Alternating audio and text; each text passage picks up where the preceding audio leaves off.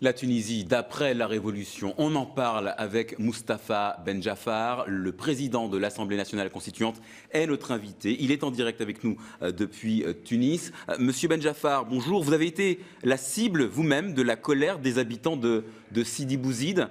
Comment est-ce que vous interprétez cette hostilité ?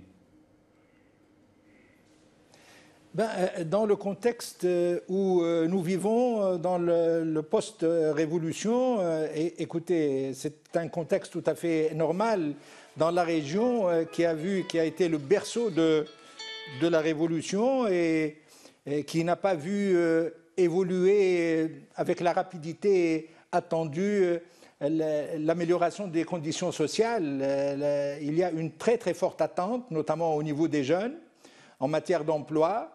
Les régions qui ont été pratiquement marginalisées pendant au moins 2 ou 3 décennies, évidemment, ne voient pas d'une manière tout à fait concrète le changement attendu. Certains peut-être pensaient, à tort à mon avis, qu'à partir du moment où le chef de l'État a fui et le dictateur est parti, que tous les problèmes allaient être résolus. Mais évidemment, nous sommes dans une période qui est très très délicate à gérer et une accumulation de problèmes, un legs très très lourd du passé. Et il faut être patient. Vous ne pouvez pas tout mettre sur le compte du passé. Vous demandez aux Tunisiens d'être patients. Combien de temps faut-il qu'ils attendent avant de voir une amélioration de leur situation ? Eh bien, écoutez, au lieu de vous répondre directement, regardez ce qui s'est passé dans toutes les transitions démocratiques en dehors de la Tunisie. Et certaines transitions, au bout de 10 et 15 ans, n'ont pas vu de grands changements. Nous n'en sommes pas là. Aujourd'hui, il y a un acquis considérable qui est la liberté. Aujourd'hui, tout le monde en use et parfois en abuse. Mais c'est un acquis sur lequel il n'est pas du tout question de revenir.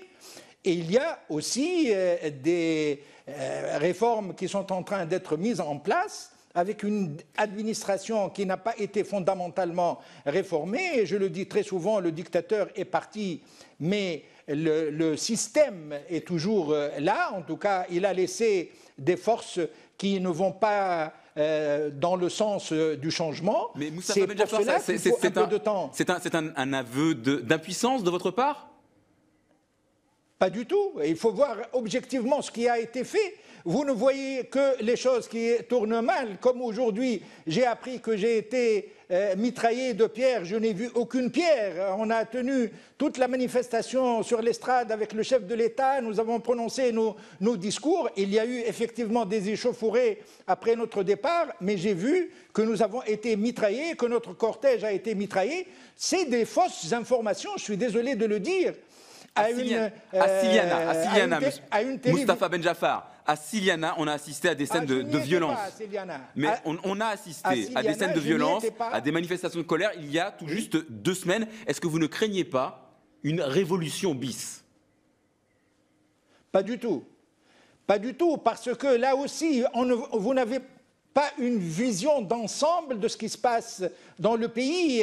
L'écrasante majorité du pays est calme, mais effectivement, il y a des foyers de tension, il y a des erreurs de management, de gestion de la part de certains responsables. Ils ne sont pas tous parfaits, mais quand on voit exactement ce qui a été objectivement réalisé, quand on compare avec d'autres transitions démocratiques qui se passent maintenant, et même celles qui se sont passées il y a quelques dizaines d'années après la chute du mur de Berlin, on mesure à ce moment-là que le train de la démocratie en Tunisie est en marche. Ça n'est pas encore la démocratie, c'est la liberté absolue. Et je pense que la démocratie est au bout. L'essentiel, c'est que sur le plan institutionnel, on est en train d'avancer. La Constitution est presque prête. Elle va être débattue dans les semaines à venir. Aujourd'hui, nous entamons la discussion sur la loi des finances. Les institutions fonctionnent, l'administration fonctionne.